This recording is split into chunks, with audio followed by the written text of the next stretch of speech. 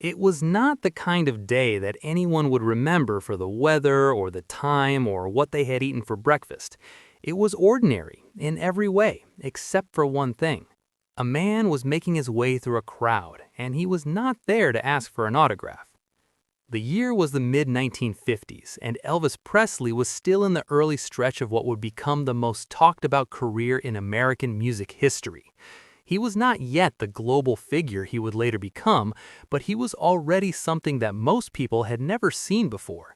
Wherever he went, crowds formed. Wherever he performed, people showed up in numbers that surprised even the people organizing the events.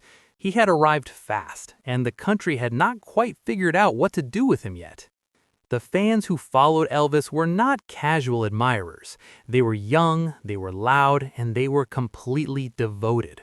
Girls screamed at the sight of him. They waited outside venues for hours. They wrote his name on notebooks and saved newspaper clippings and talked about him the way people talk about someone they actually know personally, even though most of them had never been within 100 feet of him. This kind of attention was new. Nobody had quite seen it directed at one person the way it was directed at Elvis.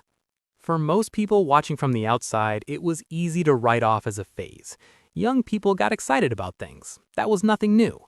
But for some parents, it was not so easy to dismiss. They were watching their children change. Their daughters were skipping meals to save money for concert tickets. They were staying up past midnight listening to records. They were filling their rooms with photographs and arguing at the dinner table when anyone said a single critical word about Elvis Presley. These parents felt something slipping away from them, and they did not know how to get it back. One of those parents was a father. He was not a dramatic man. He was not the kind of person who looked for trouble or made scenes in public. He worked hard, kept to himself mostly, and took his responsibilities seriously. He had raised his daughter the best way he knew how, and for a long time, things had gone the way he expected them to go. She was a good student, she helped around the house, she was respectful and sensible. And then Elvis Presley came on the radio. It did not happen all at once. It rarely does. But over the months that followed, her father watched something take hold of her that he could not reason with. She was not interested in school the way she used to be. Her attention was somewhere else. Every conversation circled back to the same name. Every dollar she earned went toward records or magazines or any piece of paper that had his face on it. Her father tried talking to her. He tried being patient. He tried being firm. None of it made much difference. She was not being defiant exactly, she was just somewhere else in her head, and that somewhere else had a name. He had heard enough about Elvis Presley by that point to form an opinion, and the opinion was not a good one. He did not understand the music. He did not understand why a grown man performed the way Elvis performed. He had seen some of the television appearances, and what he saw did not sit right with him.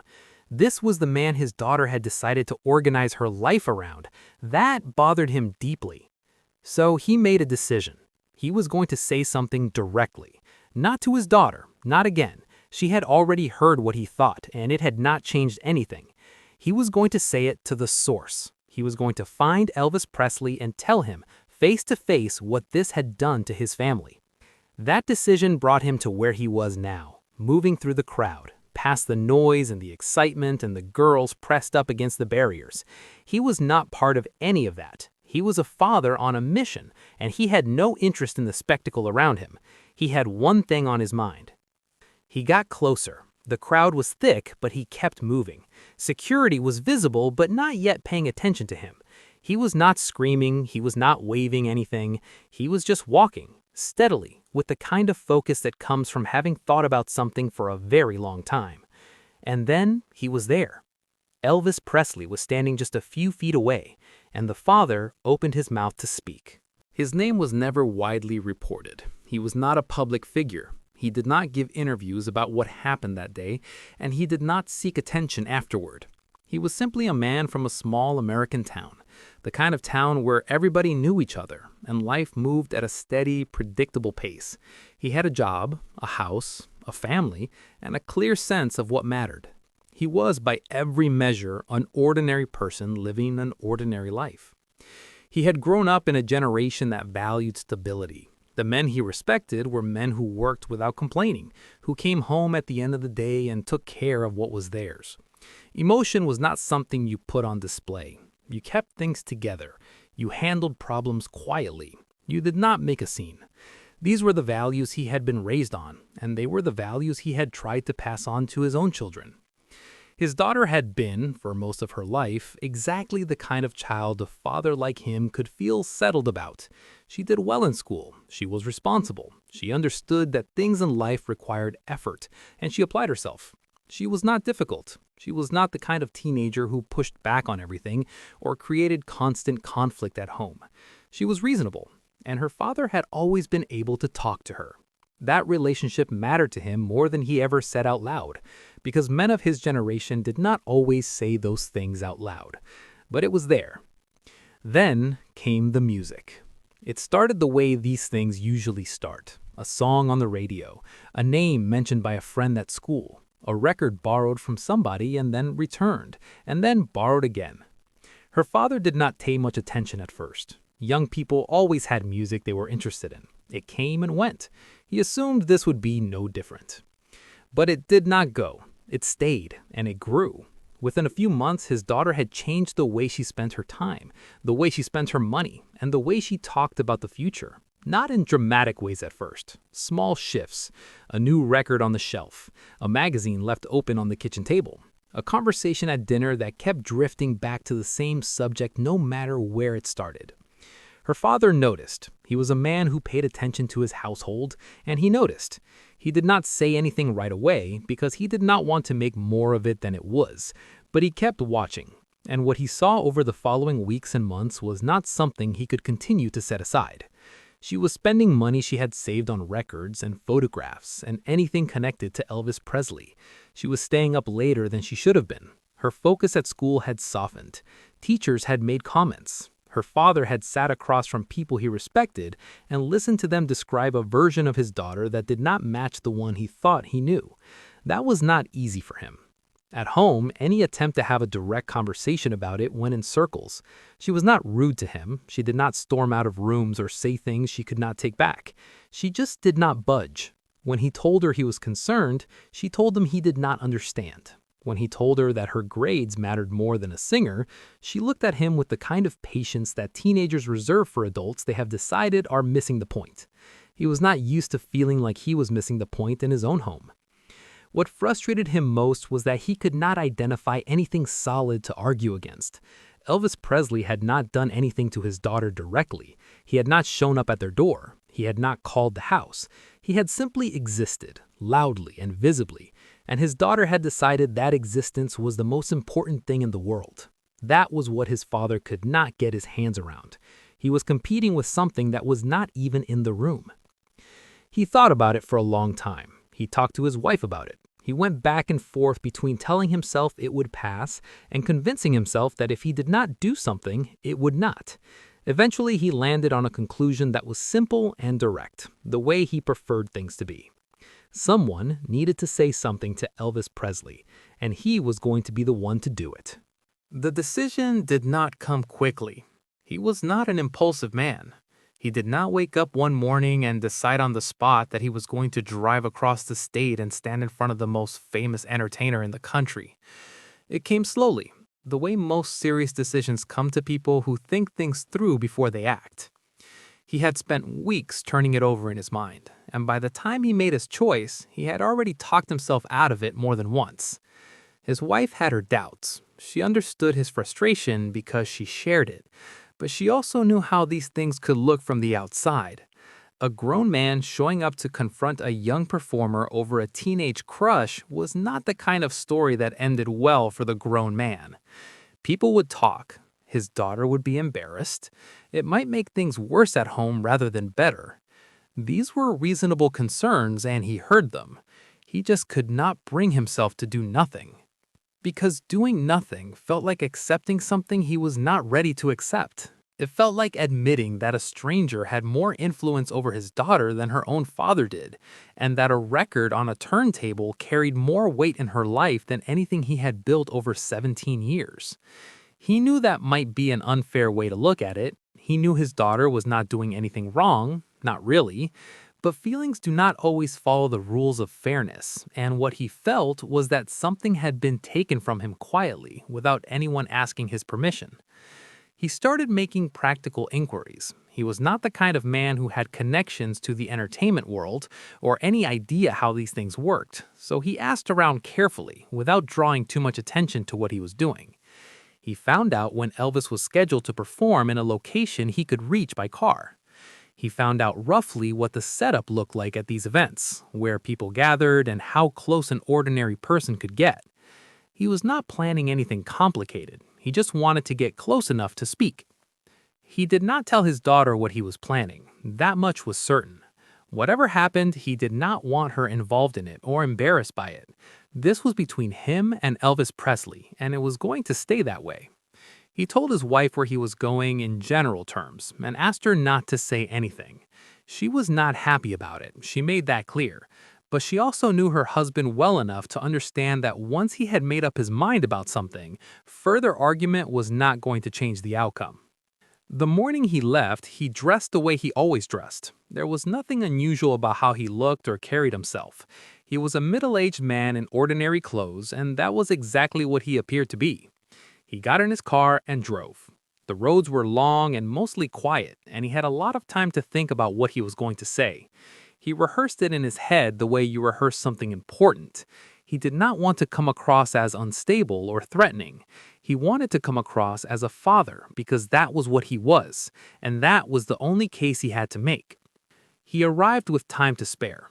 The crowd was already forming. It was mostly young people, mostly girls, and he stood out simply by being neither. He moved through them without much difficulty because nobody was paying attention to a quiet man in his 40s making his way toward the front. They were all looking in the same direction, waiting for the same thing. He was the only person there who was not. Getting closer took patience. There were barriers and people and a general energy that pushed against calm movement. But he kept at it, steadily, without drawing attention to himself. He had told himself he was going to do this, and he was going to do it properly. He was not going to shout from a distance or make a scene in front of a crowd. He wanted a real conversation, or at least as close to one as the situation would allow. At some point, a gap opened up. He moved through it. Security was watching the crowd broadly, but had not fixed on him specifically. He was not acting like someone who needed to be watched. And then, the distance between him and Elvis Presley was just a few feet. He had made it. Now came the part he had been preparing for all along. He did not shout. That is the first thing worth noting. After all the weeks of frustration, after the long drive and the crowds and the slow push toward the front, when the moment finally arrived, he did not raise his voice above what was necessary to be heard. He spoke directly. The way a man speaks when he has already decided that anger alone is not going to get him what he needs. Elvis was standing nearby, surrounded by the usual activity that followed him everywhere. There were people moving around him, crew members and handlers, and the informal circle of men who were always close by. The noise of the crowd was present in the background, that constant hum of excitement that had become the soundtrack to every public appearance Elvis made. It was not a quiet setting. It was not a private one, but the father stepped into it anyway and said what he had come to say. He introduced himself first. He gave his name and where he was from. He wanted Elvis to understand immediately that he was not a fan who had slipped through security by accident. He was a parent who had come with a purpose, and he wanted that established from the first sentence. There was something almost formal about the way he began, the kind of directness that comes from people who grew up in places where you looked someone in the eye before you said anything important. Then he got to it. He told Elvis about his daughter. He described what the past several months had looked like in his household. He talked about the grades and the money and the hours she kept and the way every conversation eventually led back to the same place. He was not reading from anything. He was not polished or rehearsed in any visible way. He was just a father, listing what he had watched happen to his family, and he said it plainly and without decoration. He made clear that he did not think Elvis was a good influence. He said it in those terms, or close to them. He was not trying to be insulting. He was trying to be honest. From where he stood, something had entered his daughter's life and rearranged her priorities, and that something had a face and a name and was currently standing 3 feet away from him. He felt he had the right to say so directly. The people around Elvis reacted almost immediately. Security moved. 2 of the men who were always positioned close to Elvis stepped forward without hesitation, because this was exactly the kind of situation they were trained for. A man approaching with visible intensity, speaking in urgent terms, standing closer than he should have been. Everything about it signaled that it needed to be handled quickly and quietly. One of them reached out to take the father by the arm. And then Elvis spoke. He said something short, a word or two directed at the security men, clear enough that they understood it immediately. He was telling them to stop. Not in a way that was loud or dramatic, but in a way that was firm enough that both men pulled back. They did not leave. They stayed close, the way they were trained to do, but they did not remove the father, and they did not step between the 2 men. They stood where they were and waited. It was a small moment in terms of what actually happened physically. Nobody moved more than a few feet in any direction, but the people who witnessed it remembered it clearly because of what it meant. Elvis Presley, surrounded by people whose entire job was to manage exactly this kind of situation, had just told those people to stand aside. He had done it without hesitation and without making a production of it. He had simply decided that this man deserved to finish what he had started. The father noticed. He had come prepared for several possible outcomes. He had imagined being turned away at a distance. He had imagined being removed by security before he got a single sentence out. He had imagined Elvis dismissing him with a wave or walking away entirely. He had not fully prepared for this, for being heard. He kept talking, but something had shifted slightly in the way he was doing it. The edge was still there, because the feelings behind it were real and had not gone anywhere.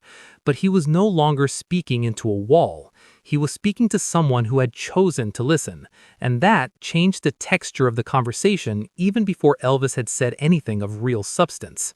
Security stood frozen. The crowd continued behind them, unaware. There is a particular kind of power that does not announce itself. It does not need to.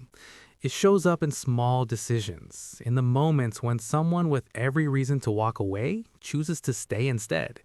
What Elvis did in those few seconds after the father began speaking was not dramatic in the way that people usually associate with dramatic moments. There was no speech. There was no gesture designed for the crowd. There was just a quiet, deliberate choice to remain present when leaving would have been the easier option. The security men who worked for Elvis were not amateurs. They had been doing this long enough to develop instincts about crowds and individuals, and those instincts had served Elvis well through hundreds of appearances across the country. They had seen fans rush barriers. They had seen people try to get close in ways that were not always harmless. They had developed a system for handling these situations quickly and with as little disruption as possible. When the father approached and began speaking with visible intensity, their system told them exactly what to do. So they moved, and Elvis stopped them. What he said in that moment was simple. People who were present recalled it as something brief and direct. He was not asking his security team a question or suggesting they consider another approach. He was telling them clearly that he wanted this handled differently. The men understood. They had worked closely enough with Elvis to read him, and what they read in that moment was that he meant it. They stepped back and held their positions without intervening further. For the security team, this was not entirely without precedent. Elvis had done things before that surprised them. He had stopped to talk to people when it made no practical sense to do so. He had let conversations go on longer than was comfortable from a logistic standpoint. He had, on more than one occasion, waved off the kind of protective instinct that his team considered basic and necessary. But this felt different to the men standing there that day. This was not a fan who had gotten emotional at the sight of him. This was a man who had arrived with a grievance, who was speaking with controlled frustration, and who had made it clear in the first few sentences that he was not there to celebrate anything. Letting that conversation continue was not the cautious choice. It was not the choice that anyone managing a public figure's safety would have recommended, and Elvis made it anyway. He turned back toward the father and gave him something that the man had not expected to receive when he set out that morning: his full attention. Not the performance of attention, the kind that involves nodding at the right moments while thinking about something else entirely. Actual attention. He was looking at the man and listening to what he was saying and not giving any visible sign that he was in a hurry to be somewhere else. This is the part that the people nearby remembered most clearly. Not the confrontation itself, which was tense but not violent. Not the security team's initial movement, which was brief. What stayed with the witnesses was the stillness of Elvis in that moment. He was a young man at the height of his early fame, surrounded by noise and people and the constant demands of a career that never seemed to stop moving. And he had just decided to be completely still for a stranger who had come to criticize him. The father kept talking. He was working through what he had prepared, the list of things that had gone wrong at home, the concerns he had carried for months without anywhere to put them. And Elvis stood there and let him finish. He did not interrupt. He did not look past the man at something more interesting. He did not shift his weight or check the time, or give any of the small signals that people give when they are waiting for a conversation to be over. The security men watched all of this from a few feet away. By their own accounts, relayed through people who knew them, they were not sure what to do with what they were seeing. Their job in that moment was technically to stand by and wait for direction, but the stillness of the scene was unusual enough that it registered with them as something outside the normal run of things. A father had come to confront Elvis Presley and had been given the floor. Nobody had taken him by the arm. Nobody had stepped between them. Nobody had moved him along or suggested he direct his concerns elsewhere. Elvis had simply decided that the man deserved to be heard, and now it was his turn to respond. Elvis did not respond immediately. He let a brief pause settle after the father finished speaking. Not the kind of pause that signals discomfort or the search for the right words, but the kind that belongs to someone who has actually listened and is now deciding how to answer honestly. That small gap between the end of the father's words and the beginning of Elvis's said something on its own. When he did speak, his voice was quiet. Not quiet in a way that suggested he was holding something back, but quiet in the way that people speak when they are not performing for anyone. The crowd was still present at a distance. The security men were still close, but Elvis spoke as though none of that existed, as though the only thing in front of them was this one man and what he had just said. He started by acknowledging the father directly, not in a formal way, not with the kind of language that sounds rehearsed or designed to smooth things over. He acknowledged him the way one person acknowledges another when they have actually heard what was said and understood it. He told the man that he could see he was serious and that he respected the fact that he had come in person rather than writing a letter or saying nothing at all. That was the first thing he said, and it was enough to shift the atmosphere slightly, because the father had not come expecting respect. Then Elvis talked about his own father. This was not something anyone standing there had anticipated. The conversation had arrived at a point where most people in Elvis's position would have offered a polite defense, perhaps the reassurance that his music was harmless, perhaps a gentle suggestion that the father speak to his daughter rather than to him. Instead, Elvis went somewhere personal. He talked about Vernon Presley. He talked about what it meant to have a father who worked hard and worried about his family and tried to protect the people he loved even when he did not always know the right way to do it. He did not go into great detail. He was not telling a long story, but he said enough that it was clear he was drawing on something real. He understood what a father's concern felt like because he had watched his own father carry it. He had grown up with a man who has struggled and sacrificed and held things together through difficult years, and that experience had not left him. Fame had not erased it. Whatever Elvis had become in the eyes of the public, inside that experience was still present. He told the father that he had never wanted to cause problems in anyone's home. He said it directly and without qualification. He was not dismissing what the man had described or suggesting his concerns were exaggerated. He was saying plainly that if his music or his image had made life harder for a family, that was not something he felt good about. There was no defensiveness in the way he said it. He was not protecting himself. He was responding to what had been put in front of him as honestly as he could. He also said something about daughters, about how much they mattered, about the fact that whatever a young girl felt about a singer on a record, nothing replaced the relationship she had with her father, and nothing ever would. He said that the man standing in front of him was the one who would still be there when the music faded and the excitement wore off, and that his daughter would understand that one day, even if she could not see it right now. He said it without condescension. He said it as someone who believed it. The father listened to all of this without interrupting. He had come ready to argue and had found nothing to argue against. Elvis had not told him his concerns were wrong. He had not told him to relax or suggested he was overreacting. He had simply treated the whole thing as something worth taking seriously and had spoken back to it in the same spirit in which it had been delivered. There was one more thing Elvis said before the conversation reached its natural end. He asked the father his daughter's name. When the man told him, Elvis repeated it once, quietly, as though he was placing it somewhere he would remember it. Nobody who was standing there that day forgot that detail. It was a small thing. It cost nothing. But it was the kind of small thing that stays with people for decades, because it was the moment when a man who could have done anything else chose to simply be decent. He stood there for a moment after Elvis finished speaking. Not because he was confused or had lost his train of thought, but because he needed a second to absorb what had just happened. He had driven a long way with something built up inside him, something that had taken weeks to reach this point, and now it had been met in a way he had not prepared for. The drive home was going to require some thinking. The anger was still there in some form. It would be too simple to say that everything Elvis said dissolved it completely, because feelings that have been building for months do not disappear in a single conversation. The concerns he had about his daughter were real, and they had not been solved by anything that was said in those few minutes. She was still going to go home and put a record on and talk about Elvis Presley at the dinner table. That part of his life had not changed. But something else had changed, and he knew it, even standing there. The shape of what he was angry at had shifted. He had arrived with a clear target. He had driven all that way with a fixed idea of what Elvis Presley was, built from newspaper articles and television appearances, and the secondhand impression of a man he had never actually spoken to.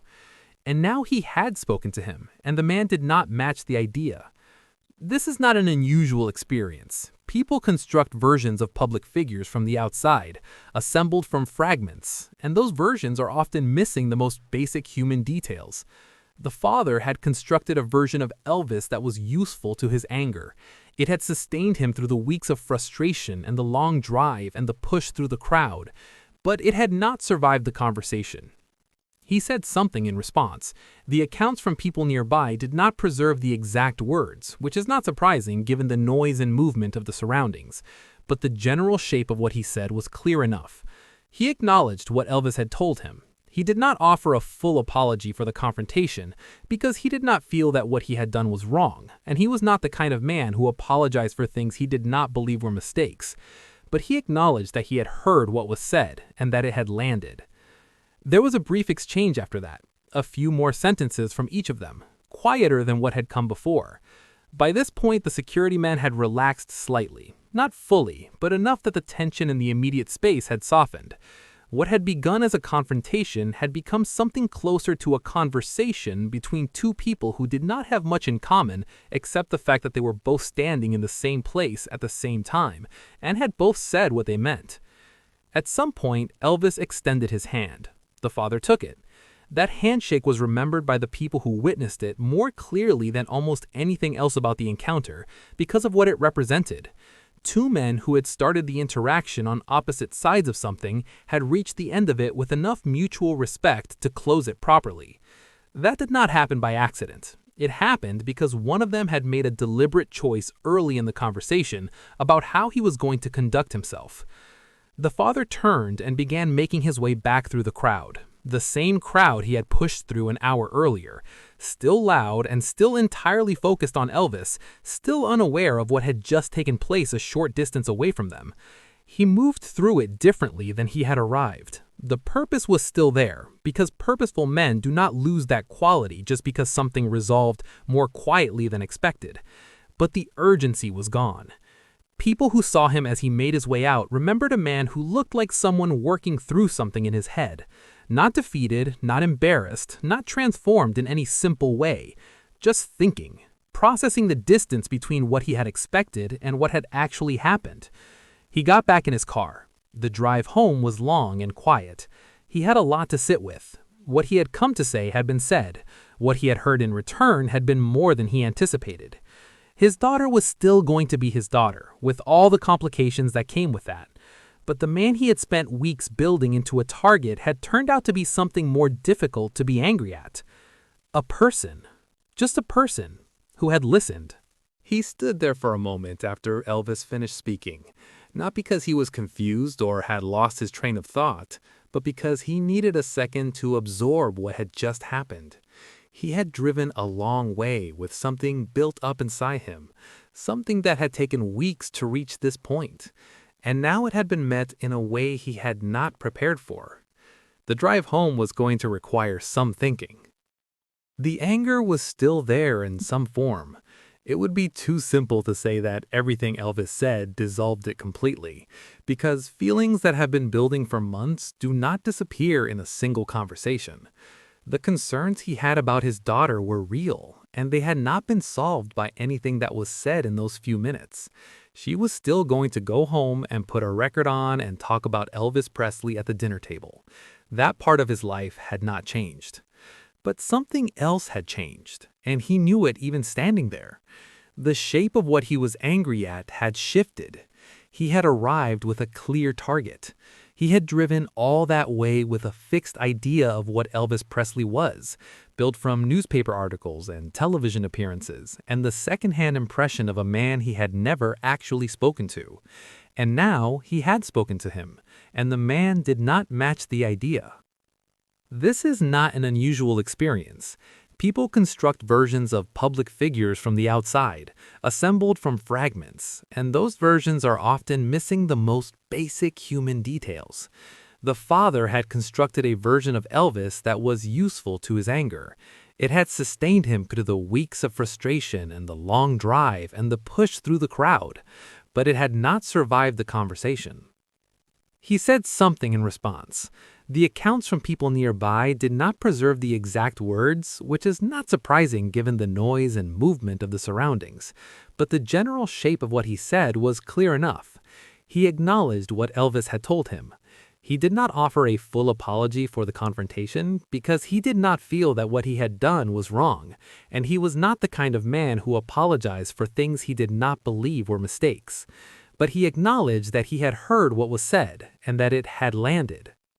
There was a brief exchange after that, a few more sentences from each of them, quieter than what had come before. By this point, the security man had relaxed slightly, not fully, but enough that the tension in the immediate space had softened. What had begun as a confrontation had become something closer to a conversation between two people who did not have much in common except the fact that they were both standing in the same place at the same time and had both said what they meant. At some point, Elvis extended his hand. The father took it. That handshake was remembered by the people who witnessed it more clearly than almost anything else about the encounter, because of what it represented. Two men who had started the interaction on opposite sides of something had reached the end of it with enough mutual respect to close it properly. That did not happen by accident. It happened because one of them had made a deliberate choice early in the conversation about how he was going to conduct himself. The father turned and began making his way back through the crowd. The same crowd he had pushed through an hour earlier, still loud and still entirely focused on Elvis, still unaware of what had just taken place a short distance away from them. He moved through it differently than he had arrived. The purpose was still there, because purposeful men do not lose that quality just because something resolved more quietly than expected. But the urgency was gone. People who saw him as he made his way out remembered a man who looked like someone working through something in his head. Not defeated, not embarrassed, not transformed in any simple way. Just thinking, processing the distance between what he had expected and what had actually happened. He got back in his car. The drive home was long and quiet. He had a lot to sit with. What he had come to say had been said. What he had heard in return had been more than he anticipated. His daughter was still going to be his daughter, with all the complications Stories like this one do not make the front page. They do not get announced at press conferences or written up in the entertainment columns that covered Elvis's every move during those years. They happen in the margins of a public life, in the spaces between the performances and the photographs and the official record of events. And because they happen there, in those quiet margins, they are often the truest things about a person that exist. The story of this father and what happened when he stood in front of Elvis that day is not a story about fame. It is a story about character. And character, the real kind, is almost always revealed in moments that nobody planned for. It shows up when someone unexpected arrives with something uncomfortable to say, and the person on the receiving end has to decide in real time who they actually are. Elvis had every option available to him that day. He was surrounded by people whose job was to make sure situations like that one never develop into anything more than a brief interruption. He had the resources, the staff, and the social permission to have that man removed from his presence without a second thought, and without anyone questioning the decision. Nobody would have blamed him. Nobody would have written critically about it. A young performer protecting his time and his space from an agitated stranger was not a story that would have troubled anyone. He chose something else instead. He chose to stay. He chose to listen. He chose to speak honestly to a man who had not come to him with kindness, and to do it without defensiveness or performance. That choice was not required of him by anyone or anything. It came from somewhere inside him that had nothing to do with his career or his image or the expectations of the people around him.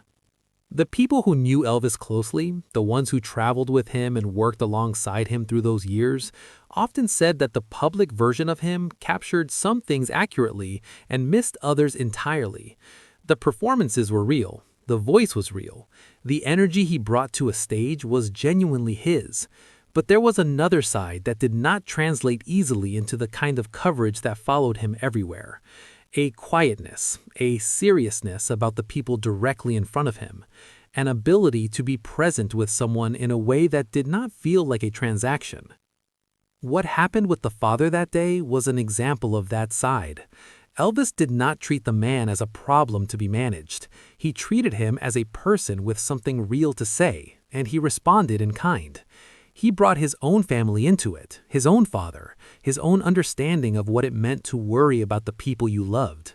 He made himself available to the conversation in a way that required something from him, and he did it without being asked. The security men who stood frozen in those minutes were not frozen because they were confused about their jobs. They were frozen because what they were watching did not fit the category of thing they had been prepared for. They had protocols for fans and protesters and people who wanted things from Elvis in ways that needed to be controlled. They did not have a protocol for this, for their employer choosing to stand still in the middle of a busy day and give a stranger the kind of attention that most people never receive from anyone, let alone from the most famous entertainer in the country. That is worth sitting with for a moment. In a life that moved as fast as Elvis's did during those years, in a schedule that left almost no room for anything unplanned, he made room. Not because it was convenient, not because it served him in any practical way, because a father had driven a long distance with something on his mind, and that deserved to be taken seriously. The father went home and his daughter eventually grew up. The intensity of those teenage years softened the way it always does with time. Whether she ever knew what her father had done or what had been said on her behalf is not part of the record. But somewhere in a small American town, a man sat down at his dinner table having met Elvis Presley, and what he carried back with him was not what he had expected to carry back.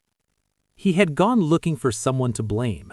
He had found someone who listened. That is not a small thing. In any era, in any life, the willingness to receive someone else's frustration without turning away from it is a quality that belongs to very few people. Elvis Presley, on an ordinary day in the middle of an extraordinary life, turned out to be one of them, and the people who were there never forgot it.